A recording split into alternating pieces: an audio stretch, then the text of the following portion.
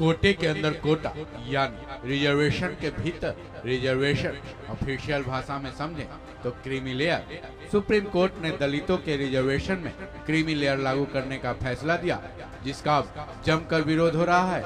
Supreme court के इसी फैसले को लेकर कई दलित संगठनों ने भारत बंद का आज आह्वान किया है। बुधवार यानी आज 24 घंटे के लिए भारत बंद रहेगा। इसके जरिए ये मांग की जा रही है कि सुप्रीम कोर्ट का यह फैसला दलित और आदिवासियों के संवैधानिक अधिकारों का हनन कर रहा है, इसलिए केंद्र सरकार इसको रद्द करे।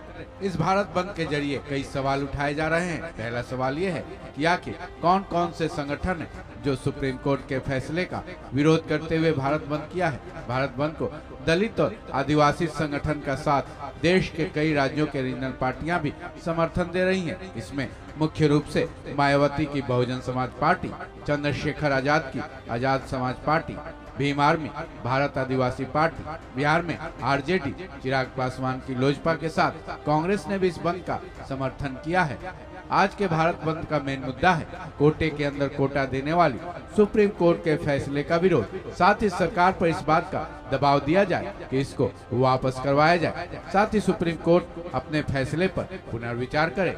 भारत बंद में हिस्सा ले रहे सभी संगठनों और राजनीतिक दलों की मांग है कि सरकारी नौकरियों में पदस्थ SC, ST और OBC कर्मचारियों के जातिगत आंकड़े जारी किए जाए। साथ ही भारतीय न्यायिक सेवा में न्यायिक अधिकारी और जजों को नियुक्त किए जाए। इस बारे में भारत बंद को लीड कर रही संस्था NSCD-AOR के मुताबिक सरकारी नौकरियों में SC, ST, OBC कर्मचारियों का सटीक लीडरशिप तय किया जाए। NSCD-AOR ने साफ तौर पर कहा है कि केंद्र और राज्य सरकारों के डिपार्टमेंट्स के साथ पब्लिक सेक्टर्स में बैकलॉग से रिक्तियों को भरा जाए। साथ ही सरकारी विभागों और निजी कंपनियों को अपनी फर्म्स में सकारात्मक कार्रवाई की नीतियां भी लागू की जाए। साथ ही रिजर्वेशन के मामले में संसद में एक नए अधिनियम को पारित किए जाए। आरक्षण को संविधान की 9वीं अनुसूची में शामिल कर उसे संरक्षित भी किया जाए। सुप्रीम कोर्ट का फैसला अब देश स्तरीय विवाद का रूप ले चुका है। सवाल ये उठ रहे हैं कि क्या इससे रिजर्वेशन की व्यवस्था के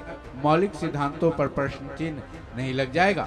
ऐसा दलित और आदिवासी संगठनों का मानना है। कई संगठनों ने तो इसे आरक्षण नीति के खिलाफ बताया है। उनका मानना है कि इसका मौजूदा आरक्षण की व्यवस्था पर निगेटिव असर पड़ेगा, साथ ही सामाजिक न्याय की धारणा भी कमजोर होगी। बहरहाल 14 घंटे के इस भारत बंद का सुप्रीम कोर्ट के फैसले और केंद्र सरकार पर क्या असर होगा, ये देखने वाली बात होगी। इस खबर में बस इतना ही।